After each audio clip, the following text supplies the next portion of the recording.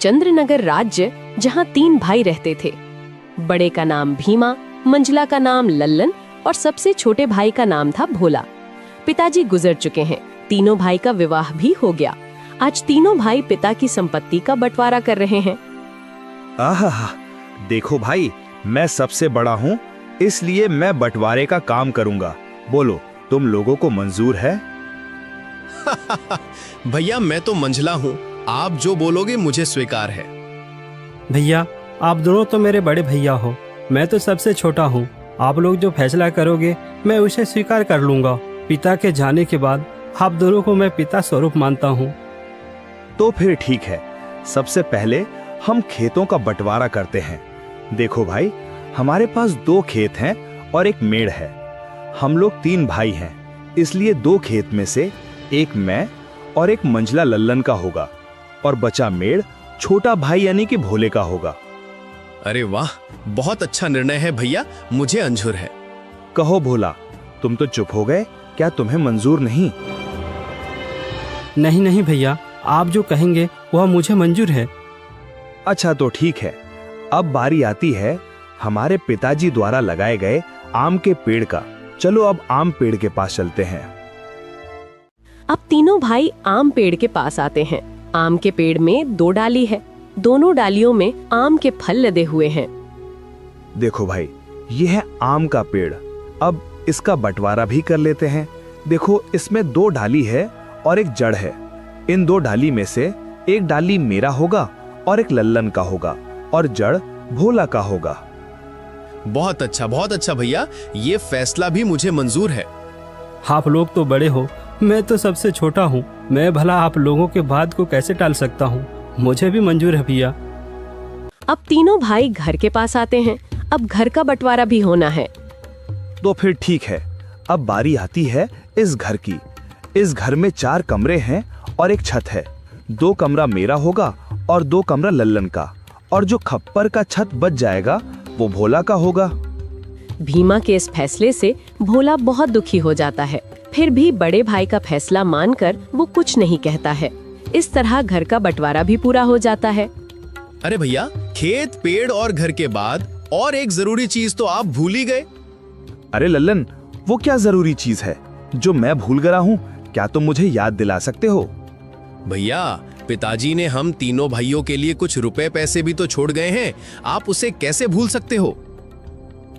अरे हाँ, याद आया, जरा रुको, मैं अभी लेकर आता हूँ। बड़ा भाई भीमा घर के अंदर से एक मटका लेकर आता है, जिसमें कई सिक्के भरे थे और उनमें से कुछ पुराने जमाने के सिक्के भी थे।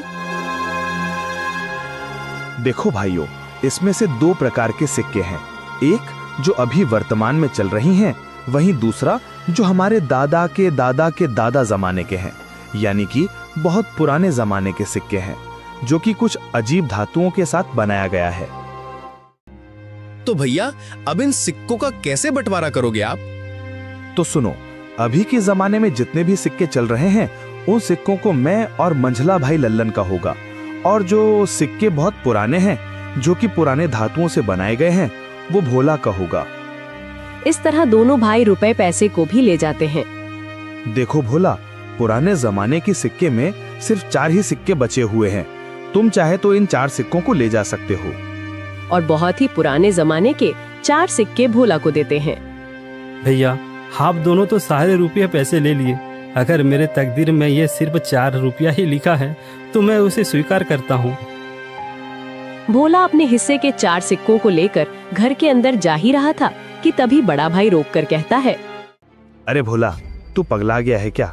तूने सुना नहीं? बंटवारा हो गया है। अब इस घर में हम रहेंगे। तुम्हारा हिस्सा तो छत में है, तुमको तो बंटवारा छत में दिया गया है। अब तुम उस खप्पर छत में जाकर रह सकते हो। इस घर के अंदर अब तुम नहीं रह सकते। अब ये घर हम दोनों का हुआ। भैया, आप ही कैसी बातें कर रहे हो? मैं कहाँ जाऊंगा? मेरा तो अभी अभी शादी हुआ है, मैं कहाँ रहूंगा भैया? अरे भोला भाई, ये तो तुम्हें पहले सोचना था ना, जब बंटवारा चल रहा था। अब पछताए क्या करें जब चिड़िया चुग गई खेत। दोनों भाई ने भोला और उसकी पत्नी को घर से धक्के मारकर बाहर कर दिया।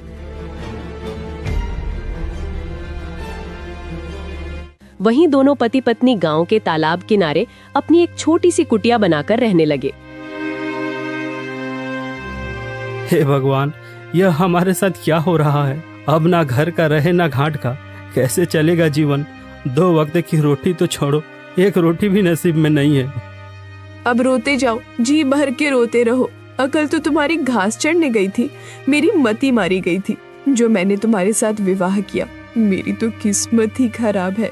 बड़े भाई बोलकर तुमने कुछ ज्यादा ही इज्जत दे दी। देख लिया नतीजा, अब भुगतो। पद्मा, वह दोनों मेरे बड़े भाई थे। अब बताओ भला, मैं उनसे कैसे सवाल जवाब करता? अच्छा, तुम्हारे बड़े भाइयों ने तो अपने छोटे भाई के लिए कुछ नहीं सोचा? सब कुछ तो रख लिया। तुम्हारे हिस्से में क्या दिया है? खेत के नाम पर मेड़ दिया है और पेड़ के नाम पर जड़ दिया है, घर के नाम पर छत दिया है और पैसे के नाम पर ये आदम जमाने के 4 सिक्के दिए हैं। पद्मा, अब बस भी करो, और कितनी ताने मारोगी? अब छोड़ो उन बातों को। चलो छोड़ दिया, अब बताओ आगे का क्या? क्या करोगे, क्या खाओगे, कुछ बताओगे मुझे? अब मैं क्या करूं पद्मा, अब तो मेरे पास कुछ भी नहीं है।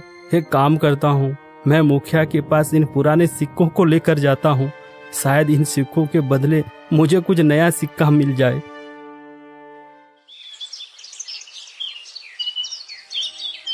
भोला बड़ी उम्मीदें के साथ उन 4 सिक्कों को लेकर मुखिया के पास जाता है।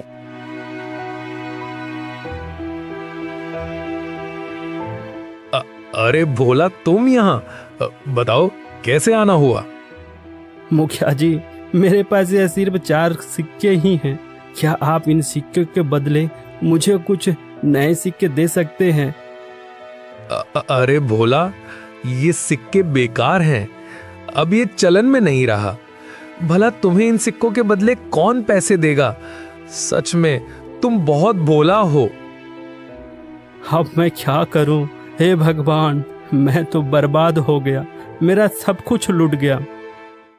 अब देखो भोला, मैंने भी तुम तीनों भाइयों के बंटवारे की बात सुनी है। सुनकर बहुत बुरा लगा। दोनों भाइयों ने तो सब कुछ ले लिया और बदले में तुम्हें कुछ नहीं दिया।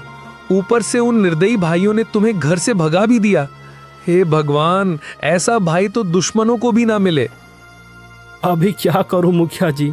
लगता है मेरी तकदीर में कुछ नहीं है, मेरा मर जाना ही ठीक है। तुम्हारी दुख मुझे देखा नहीं जाता भोला, पता नहीं क्यों। वैसे तो मैं किसी के ऊपर दया नहीं करता, फिर भी तुम्हारा दुख देखकर मेरे जैसे कठोर दिल भी आज पिघल गया। एक काम करो भोला, कल से तुम और तुम्हारी पत्नी मेरे खेतों पर काम करो। मैं जितना मजदूरी दूसरे मजदूरों को देता हूं, उससे ज्यादा मजदूरी मैं तुम दोनों को दूंगा। वैसे भी तुम्हारे पास अभी कोई काम नहीं है। हाँ मुखिया जी, मैं आपके यहाँ काम करूंगा, मेरी पत्नी भी काम करेगी। ठीक है भोला, तो फिर कल सुबह से खेत पर काम के लिए आ जाना। और ये तुम अपने सिक्के अपने पास ही रखो, शायद यही तुम्हारी 4 रुपए की तकदीर वाली निशानी है। भोला उदास होकर वापस अपने कुटिया पर आता है। भोला की पत्नी रास्ता देख रही थी। भोला अपनी पत्नी के पास आकर सारी बातें बताने लगता है। अब यही दिन देखना बाकी था, अब हमें दूसरे के खेतों में काम करना पड़ेगा। हाय रे मेरी किस्मत। अब देखो पद्मा, तुम ज्यादा ज्ञान मत दो, हमें काम मिला है, कल से काम पर जाना है। इस तरह दिन गुजरता गया। भोला और पद्मा अब मुखिया के खेतों पर काम करने लगे। रोजी रोटी का एक जरिया उन्हें मिल गया। खेतों पर फसल लहलहाने लगी। अरे भैया, इस साल तो हमारा फसल बहुत अच्छा हुआ है। हाँ भाई, इस साल तो बहुत ज्यादा फसल हुआ है। इस साल बहुत आमदनी होगा। अब चलो भैया, अब घर चलते हैं, कल सुबह फिर आएंगे।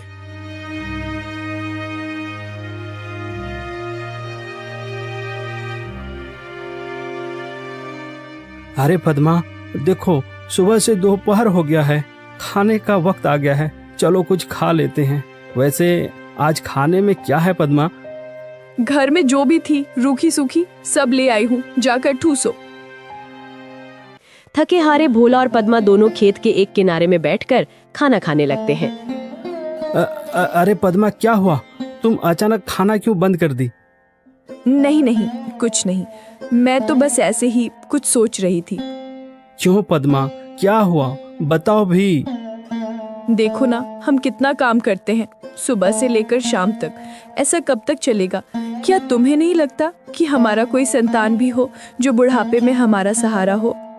हाँ पद्मा, बार बार मैं भी यही सोचता हूँ, पर क्या करें, यह सब हमारे हाथ में नहीं, यह तो ऊपर वालों के हाथ में है। पता नहीं किस जन्म की सजा भुगत रही हूँ।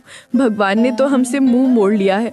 बेघर होकर हम भटक रहे हैं। हमारे भाग्य में कुछ नहीं, न कोई संतान, न कोई जमीन जायदाद।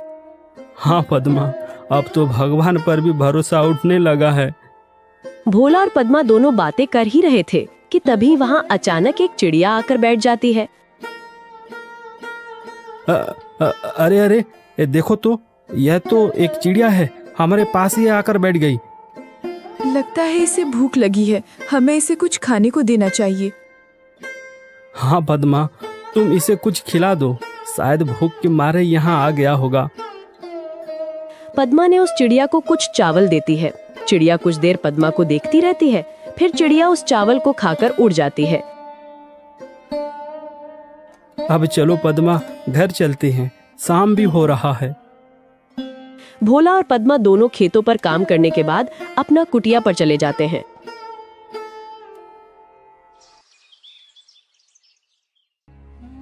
सुनिए भोला जी, ये फावड़ा उठाओ और मेरे साथ चलो। पर कहाँ? तुम फावड़ा लेकर कहाँ जाने की बातें कर रही हो? ज्यादा सवाल जवाब नहीं, मेरे साथ चलो, आज कुछ जरूरी काम करनी है। क्या? कोई जरूरी काम? वो भी इस वक्त, रात को? हाँ जी, आज हम वो काम करने जा रहे हैं जिसे आपको पहले ही कर लेना चाहिए था। पद्मा के कहने पर भोला फावड़ा उठाता है। दोनों पति पत्नी अपने उस खेत के मेड़ पर आते हैं जो उन्हें बंटवारे पर मिला था। पद्मा, यह तो हमारा मेड़ है, और वहाँ पर जो फसल लगी है, जहाँ पानी भरा हुआ है, वह तो मेरे दोनों बड़े भाइयों का खेत है, और हम जहाँ खड़े हैं यही हमारा मेड़ है। इसलिए तो मैं तुमको यहाँ लेकर आई हूँ बुद्धू। और सुनो, आप इस मेड़ को अभी के अभी तोड़ दो। ये क्या कह रही हो तुम? इससे तो मेरे दोनों भाइयों के पूरे फसल बर्बाद हो जाएगा। बिना मेड़ के भला खेती कैसे हो सकता है पद्मा? ये समस्या तुम्हारे भाइयों का है, तुम्हारा नहीं। हमारा मेड़ हमारी मर्जी, तोड़े या रखे। अरे वाह पद्मा वाह, मुझे पता नहीं था, तुम तो बड़ी होशियार हो, अब मुझे समझ में आ गया। इस तरह पद्मा और भोला ने खेत के सारे मेड़ को तोड़ दिया, जिससे खेतों से पानी बह गया और फसल बर्बाद हो गया। अगली सुबह जब दोनों भाई खेत पर पहुंचते हैं, हे भगवान, ये क्या हो गया? हमारे सभी फसल तो बर्बाद हो गया।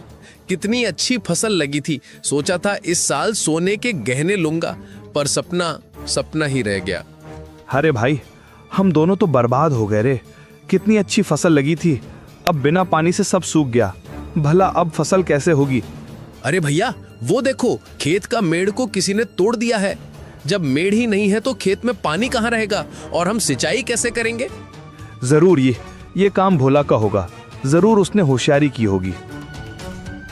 भीमा और लल्लन दोनों रोते हुए घर को आते हैं। घर आकर अपनी पत्नियों को सारी कहानी बताने लगते हैं। अरे ये क्या हो गया? देखो जी, मेरी बात सुनो। अगर फसल बर्बाद हो गया है तो कोई बात नहीं, हमारा आम का पेड़ तो है। हाँ, तुमने बिल्कुल सही कहा, पर अभी आम पकने को कम से कम 12 से 15 दिन और लगेगा। हाँ भैया, जब आम पक जाएंगे तो हम उसे बाजार ले जाकर अच्छे पैसे कमा सकते हैं। हाँ लल्लन, तुम बिल्कुल ठीक कह रहे हो।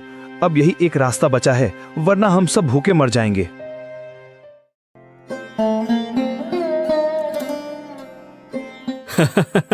अरे पद्मा, तुम तो कमाल कर दिया, मेड़ तोड़ दिया। जैसी करनी वैसी भरनी, ये उन्हीं के कर्मों का फल है। सुनो जी, आज रात हमें और एक काम करना है। अरे पद्मा, इस बार क्या करना है? अरे बुद्धू, तुम अब देखते जाओ, वो तुम्हें शाम होने के बाद ही बताऊंगी। जैसे ही शाम हुआ, पद्मा और भोला दोनों कुल्हाड़ी लेकर उस आम के पेड़ के नीचे पहुंच जाते हैं जो उन्हें बंटवारे पर मिला था। सुनो जी, क्या यही वो आम का पेड़ है? हाँ पद्मा, यही तो बंटवारे वाला आम का पेड़ है। एक डाल पर बड़े भैया और एक डाल पर मंझला भैया का अधिकार है। तो फिर हमारा हिस्सा कौन सा है? अरे पद्मा, मैंने तो पहले ही तुम्हें बता दिया था कि हमारा हिस्सा सिर्फ जड़ है, इसके अलावा और कुछ भी नहीं। तो फिर ठीक है, इस पेड़ का जड़ तो हमारा है, इसलिए इस जड़ को रखे या काटे हमारी अपनी मर्जी। दोनों पति पत्नी आम के पेड़ को काट देते हैं। आम का पेड़ नीचे जमीन पर गिर जाता है। एक जोरदार आवाज होता है। भीमा और लल्लन दौड़कर पेड़ के पास आते हैं। भोला और पद्मा को दोनों भाई पकड़ लेते हैं। अच्छा, तो तू है भोला, तू हमसे बदला ले रहा है। आज तो तेरा खैर नहीं, तुझे तो इसकी सजा जरूर मिलेगी।